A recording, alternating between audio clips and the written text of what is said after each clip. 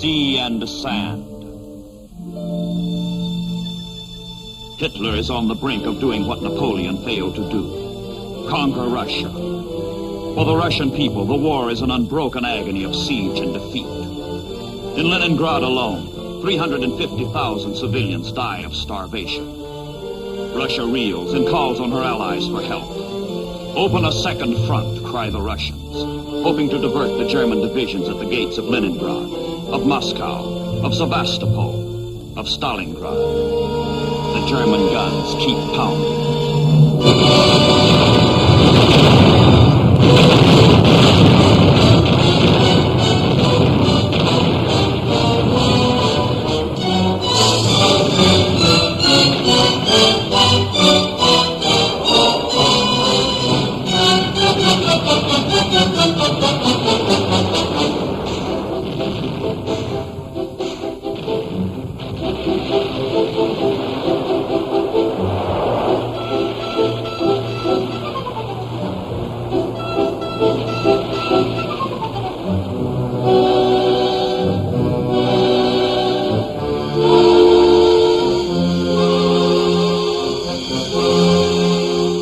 Washington, the Russian appeal comes in a black hour. Everywhere there is victory for the Axis. Nowhere can the democracies do more than hold their own. Action, bold, decisive action, can no longer be delayed. Roosevelt and Churchill must strike. But where? How? The statesmen of democracy ponder the issues and decide. Invasion, a second front. The orders go out to America, to England. The transatlantic planning begins. Target, top secret. In England, General Eisenhower, newly appointed American commander for Europe, directs the overall strategy. The United States has been at war only a few months, and her means as yet are limited. The Marines on Guadalcanal need all they can get. But the pressure of events is inexorable. The Allies cannot wait, and time will not wait.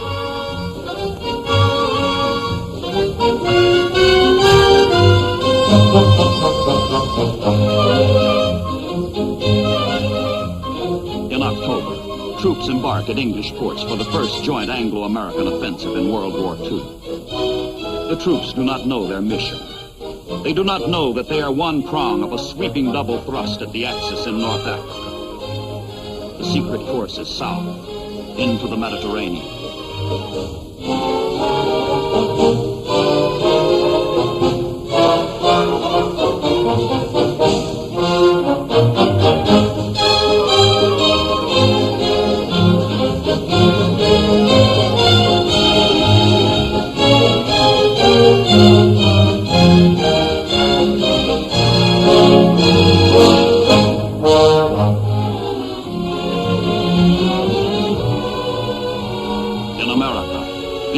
Of the assault is hurriedly forged at East Coast forts, where untried and untested troops, fresh from civilian life, are brought together for the greatest amphibious operation yet attempted. 4,000 miles of hostile sea lie between the crystal sands of Virginia, the granite rocks of Maine, and the far shore of North Africa. Many of the men have never heard of their destination, Casablanca, on French Morocco's west coast.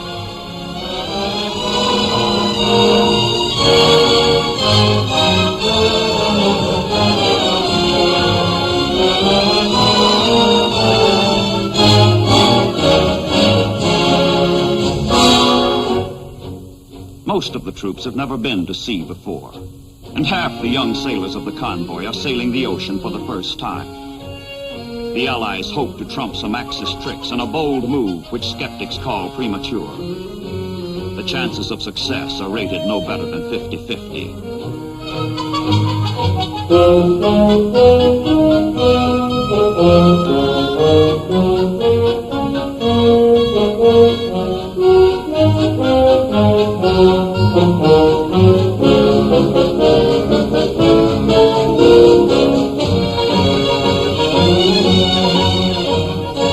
Admiral Hewitt commands the American task force. Rumors circulate that the ships are headed south for maneuvers.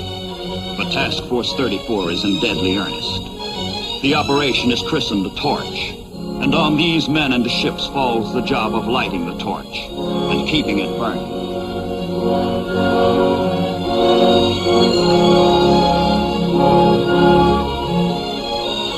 From America, from England, 650 ships and the 2 convoys plod their precarious way, converging slowly on the whole northwest corner of Africa, moving jointly toward the target.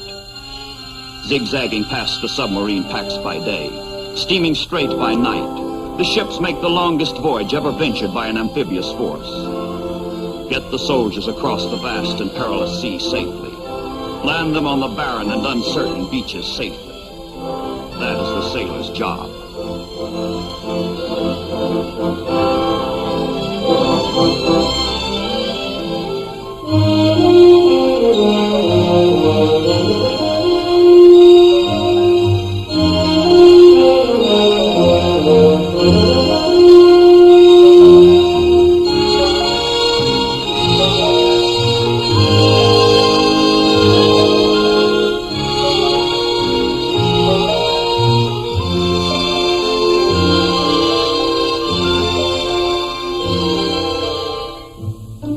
Sailors on watch are charged with the safety of the ships, gravest of responsibilities. But in the transports, the troops have little to do except relax, fool around, wait, and try to forget what is ahead.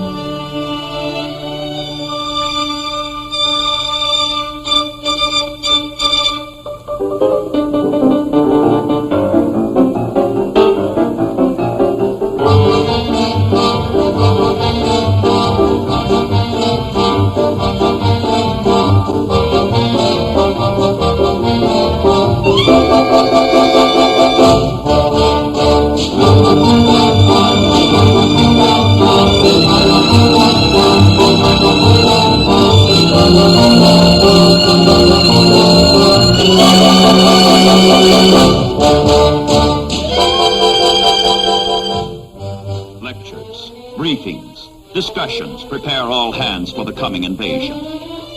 The Americans come as friends, but to crush Germany and thereby help Russia, they must first wrest bases from France, a friend. The French Vichy government in Europe has pledged itself to defend its African colonies against all. But whether the French will resist Americans, how violently they will react, none can say. So the friendly convoy must sneak toward shore like an enemy.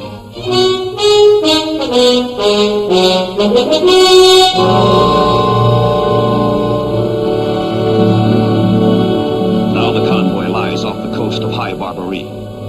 Beyond lies Africa. President Roosevelt announces the landings to the French by radio and asks their help. Then General Eisenhower urges the French to turn their searchlights skyward as a token of welcome.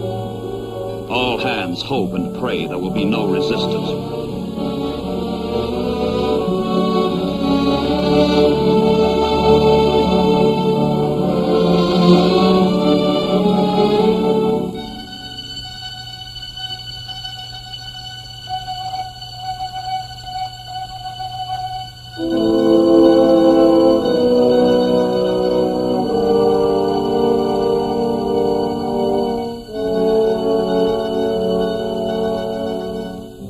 beach hour comes in the hazy dawn of November 8th, 1942. The troops go ashore, still uncertain whether they will be welcomed or resisted, embraced or shot.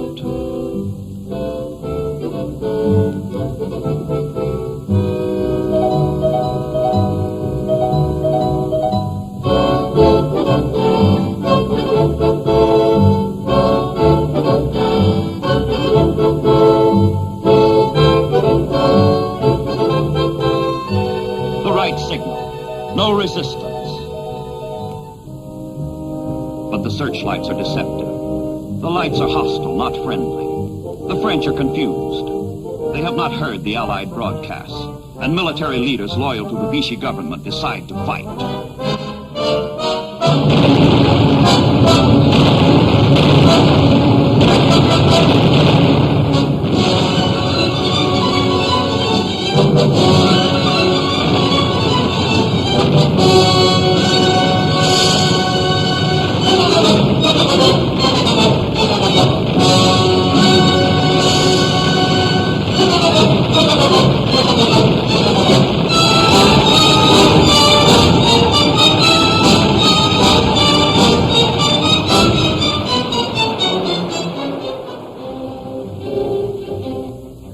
For the landing troops, no doubt remains now. They will be resisted. The shores are hostile. The French are fighting. But the assault proceeds as planned, and the troops head for shore on either side of Casablanca, the target. And lying at anchor in the harbor of Casablanca, more trouble. Ships of the French Navy.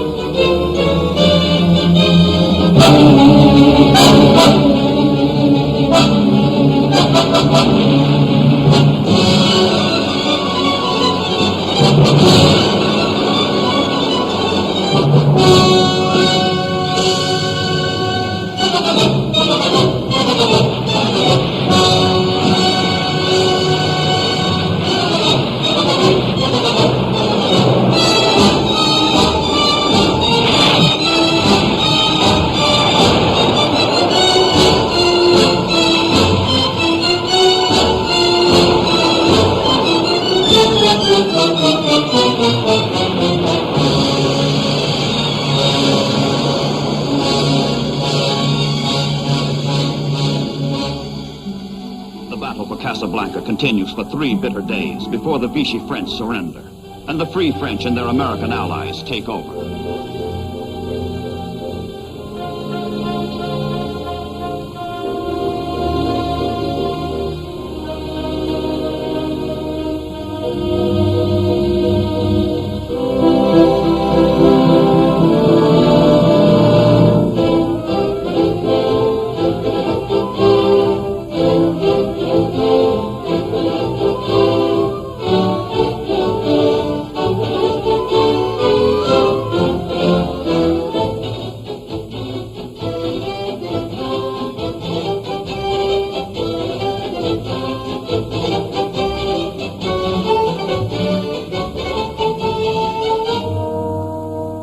Casablanca's harbor, a major prize. But the victory is not without sorrow. Americans and French who have fallen fighting one another are buried side by side.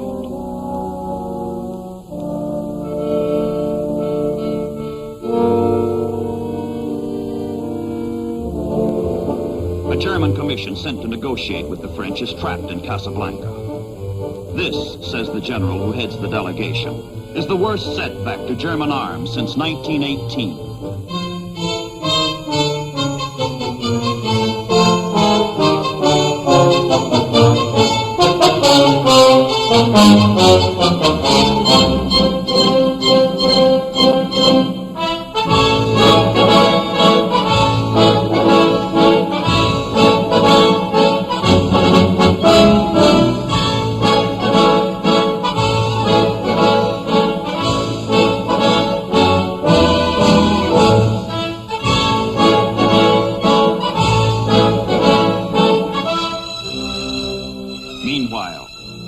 Allied convoy slips through the Straits of Gibraltar and steams eastward for Oran and Algiers. In Oran, there are vital airfields and an important road network. Algiers is the economic, political, and military center of the entire area. If the convoy can survive the Mediterranean gauntlet of submarines and bombers, all of Northwest Africa will fall into Allied hands in one swift stroke.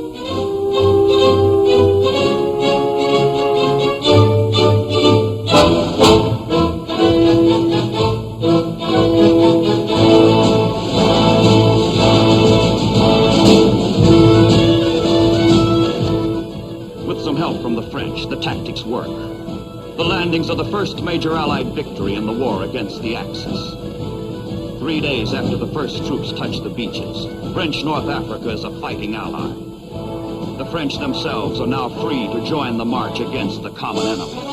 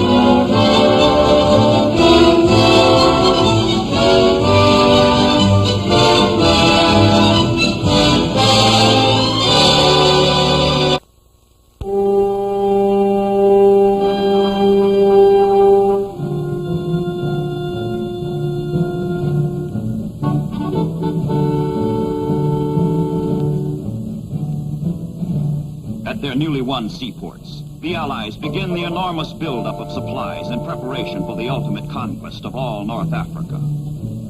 General Montgomery and his 8th British Army are lashing Marshal Rommel and his fleeing Africa Corps 1,200 miles to the east. In the west, the Allies must make ready for a drive into the desert to catch Rommel in his flight and squeeze him to death. The campaign that began as an amphibious assault becomes a grinding struggle for supplies.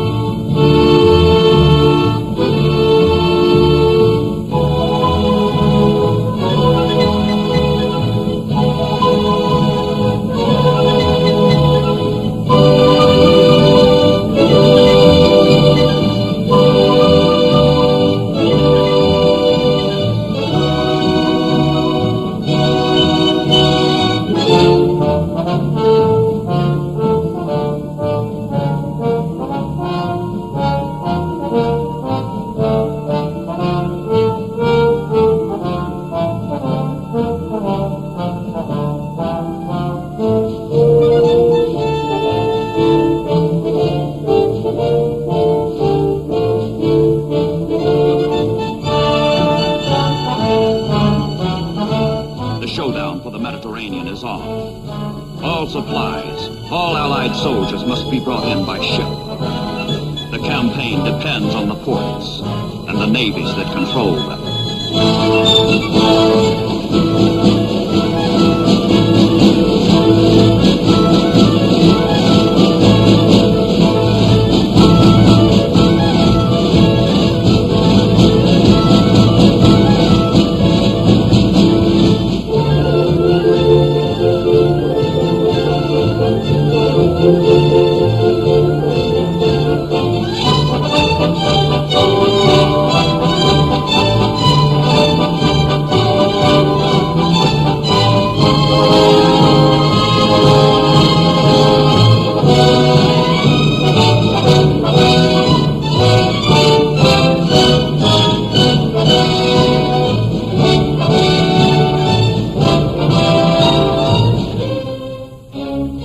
First Army spearheads the race toward Tunis and Bizerta, key ports in Rommel's rear.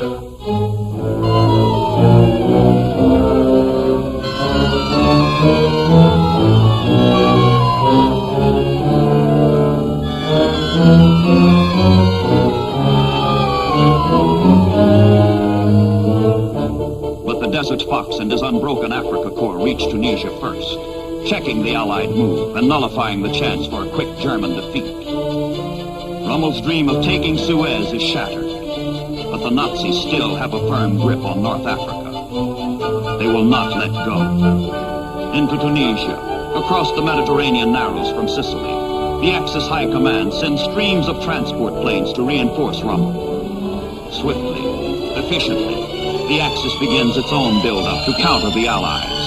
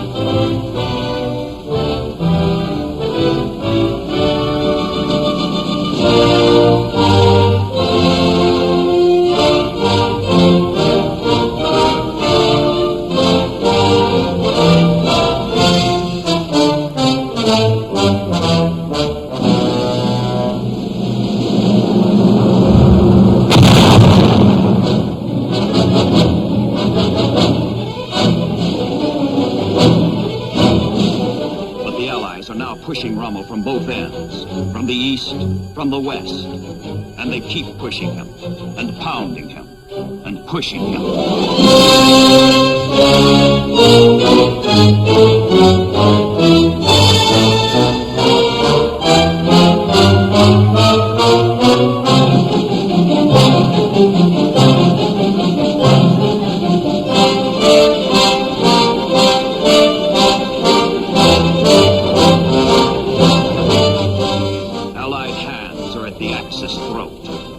The pincers close.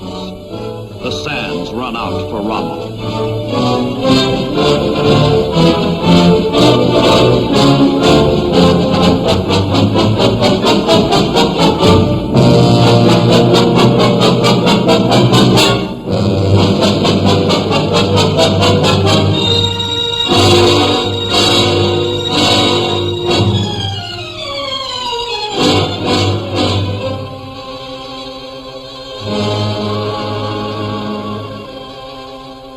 Death of the Africa Corps. End of the Axis in Africa. Defeated in the Mediterranean on sea and the sand. Its obituary is written in the names of supply ports which it could not hold, which marked the road to disaster. Alexandria, El Alamein, El Daba, Mersa Matruh, Sidi Barani, Saloum, Bardia, Tobruk, Gazala, Derna, Benghazi, El Agela, Sirte, Guerat, Misurata, Homs, Tripoli, Sfax, Sousse, Cape Bon, Tunis, Bizerta.